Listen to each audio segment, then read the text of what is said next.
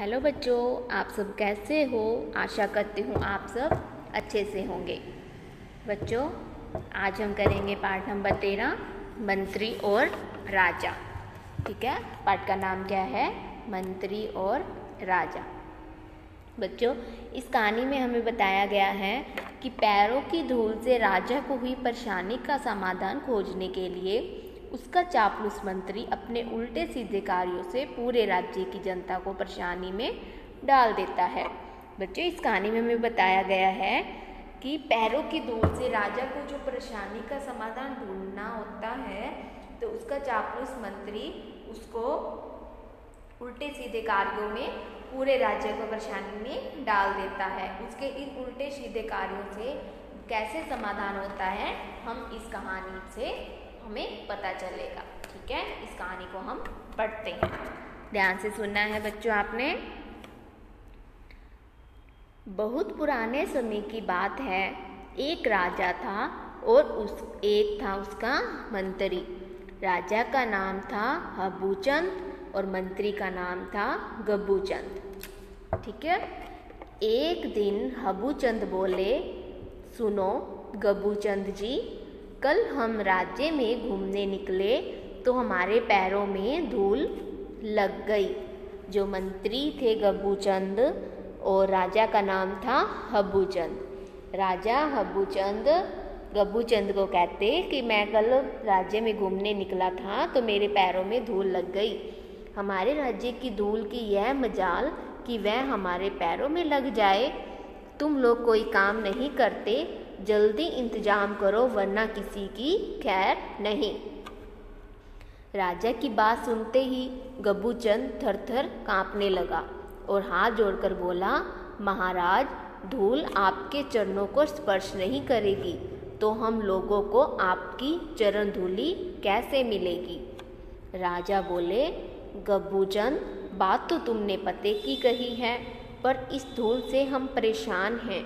जैसे भी हो पहले इस धूल का कुछ इंतजाम करो, नहीं तो तुम्हारी खैर नहीं। तो राजा जो हबूचंद थे वो गब्बूचंद को कहते कि जो राज्य में धूल है उसका कुछ इंतजाम कर लो वरना किसी की खैर नहीं है, जो मेरे पैरों को चिपक रही थी। राजा की आज्ञा सुनकर मंत्री गब्बूचंद की आंखों के आगे अंधेरा छा गया। राज्य में जितने भी विद्वान और पंडित थे सबको गब्बूचंद ने बुलाया। उनकी एक बैठक हुई। वे सब सोच विचार में डूब गए, फिर भी धूल को दूर करने का कोई उपाय नहीं सूझा। तो जो हबूचंद ने थे उन्होंने गब्बूचंद को आदेश दिया कि पूरे राज्य में धूल का कोई इंतजाम कर लो वरना किसी की भी खैर नहीं। तो गब्बूचंद ने सारे विद्वान और पंडित को बुला के इस समस्या का हल निकालना चाहा, लेकिन किसी के पास भी इसका कोई उपाय नहीं सूझा। आगे क्या होता है? लाचार होकर राजा को प्रसन्न करने के लिए गब्बूचंद ने ही उपाय सोचा। उसने 13.5 लाख झाड़ू खरीदी और प्रजा में बांट दी। झाड़ुओं की झाड़ फटकार से राज्य में इतनी धूल उड़ी कि सूरज का प्रकाश मंद पड़ गया। राजा और प्रजा दोनों खांसते खांसते परेशान हो गए। राजा ने गब्बूचंद को बुलाया और कहा, ये कैसी व्यवस्था है तुम्हारी? धूल को हटाने की बजाय तुमने तो सारे राज्य को धूलम धूल कर दिया। धूल को दूर करने की जल्दी से कोई उपाय करो, नहीं तो तुम्हें जेल की हवा खानी पड़ेगी। तो गब्बूचंद का क्या करता है, 17.5 लाख उन्होंने झाड़ू खरीदी और पूरी प्रजा में बांट दी। पूरी प्रजा झाड़ फटकार करने लगी पूरे राज्य में, जिससे पूरे राज्य में धूल ही धूल उड़ गई। सूरज तक का प्रकाश मंद पड़ गया। तो पूरी जो राज्य और प्रजा थे खांस खांस के परेशान होने लग गए। तो राजा ने गब्बूचंद को बुलाया।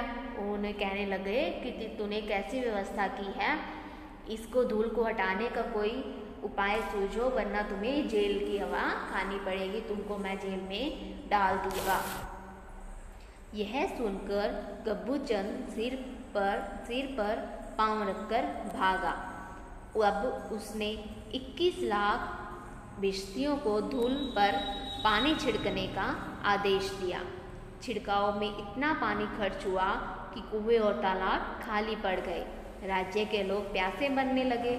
जिधर देखो उधर कीचड़ ही कीचड़ फैल गई। राज्य ने फिर से मंत्री को बुलाकर डांटते हुए कहा, गब्बूचंद, पहले तुमने सारे राज्य को धूलम धूल कर दिया, फिर तुमने हमारे राज्य में कीचड़ फैला दिया।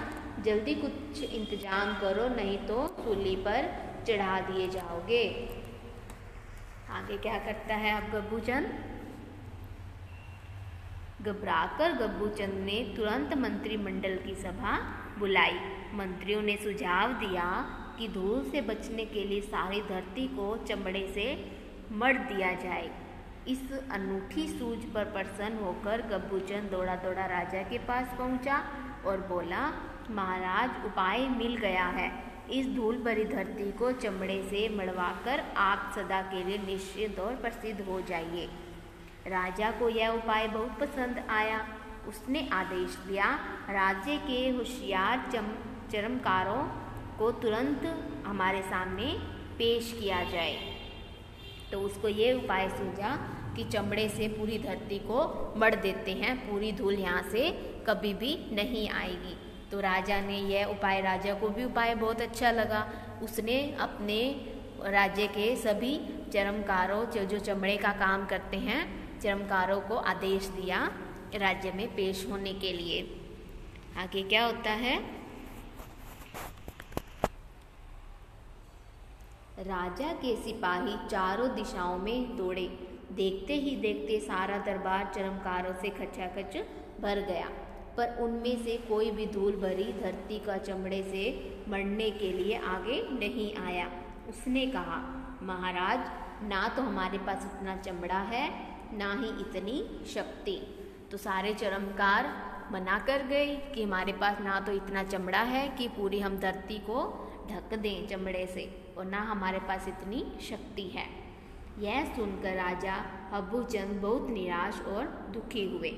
मंत्री गब्बूचंद के मुख पर मारे डर के हवाइयाँ उड़ने लगी। उसी समय एक बूढ़ा चर्मकार धीरे धीरे दरबार में आया और मुस्कुराते हुए बोला, महाराज, आज्ञा हो तो मैं एक युक्ति सुझाऊं। तो उन्हीं में से एक वृद्ध चर्मकार आता है, एक बूढ़ा चर्मकार आता है। वो कहने लगा, महाराज, आज्ञा हो तो मैं तो आपको एक सुझाव देता हूँ, एक युक्ति सुझाता हूँ। राजा ने डांट कर कहा, जिस सवाल के सामने देश के सारे विद्वानों, पंडितों और राज्य के मंत्रियों ने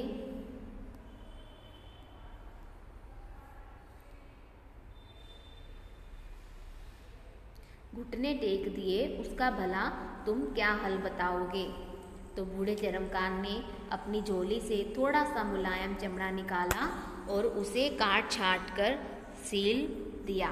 फिर उसे राजा के दोनों पैरों में मढ़ दिया। उसने महाराज से थोड़ा चलने का निवेदन करते हुए कहा, महाराज, सारी धरती को चमड़े से मढ़ने की बजाय अपने पैरों को चमड़े से मढ़ लेना ज़्यादा उचित है। तो उस बूढ़े चर्मकार ने कहा कि छोटा से उसने मुलायम चमड़ा लिया और उसको काट कूट कर सील कर राजा के पैरों में मढ़ दिया, राजा के पैरों में डाल दिया। और उसने राजा को से निवेदन किया कि आप पूरी धरती को मढ़ने की बजाय अपने पैरों को मढ़ लेना ज़्यादा सही है। राजा ने चलकर देखा तो पैर पर धूल का एक भी कण नहीं लगा था। चर्मकार की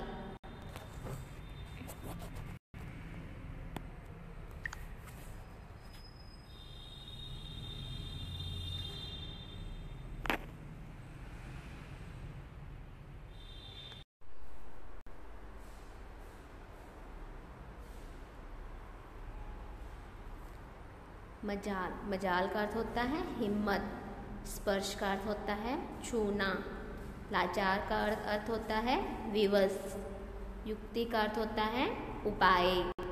चरण का अर्थ होता है पाँव। निवेदन का अर्थ है प्रार्थना। जेल की हवा खाना, कैद होना। घुटने टेकना, हार मान लेना। सिर पर पाँव रखकर भागना, तेजी से दौड़ना। प्रथा का अर्थ होता है रिवाज। ठीक है, ये शब्दार्थ बच्चों आपने पढ़ने हैं। ठीक है, और ये कहानी आपने दोबारा से पढ़नी है जिससे आपको अच्छे से समझ आ जाएगी। और अब आपने जो हमारा पिछले वाला लेसन है उसका आपने अभ्यास करना है। ये प्रश्न नंबर 2 टिक मार्क करने हैं और ये खाली स्थान भरने हैं। ठीक है, ये सारा आपने बहुत अच्छे से लिखना है। ठीक है बच्चों, धन्यवाद। चरमकार की युक्ति से राजा बहुत खुश हुआ। गब्बू चंद की जान बची, धरती की रक्षा हुई और उसी दिन से पैरों में जूते पहनने की प्रथा चल निकली। तो राजा यह देखकर राजा ने उस चमड़े की चप्पल को, जूती को चल के देखा तो राजा के पैर पे कोई भी धूल नहीं लगी थी। तो इससे राजा बहुत खुश हुए। उन्होंने गब्बू चंद की भी जान बच गई और धरती की रक्षा हुई। धरती भी चमड़े से मरने से बच गई और उसी दिन से यह प्रथा चल रही है पैरों में जूते पहनने की। ठीक है बच्चों, इस कहानी इंटरेस्टिंग कहानी थी ये। आपको समझ आई पैरों में जूते पहनने की प्रथा कैसे चली। ठीक है बच्चों, आपने ये एक बार और पढ़ना है अच्छे से। अब इसके हम शब्दार्थ करते हैं।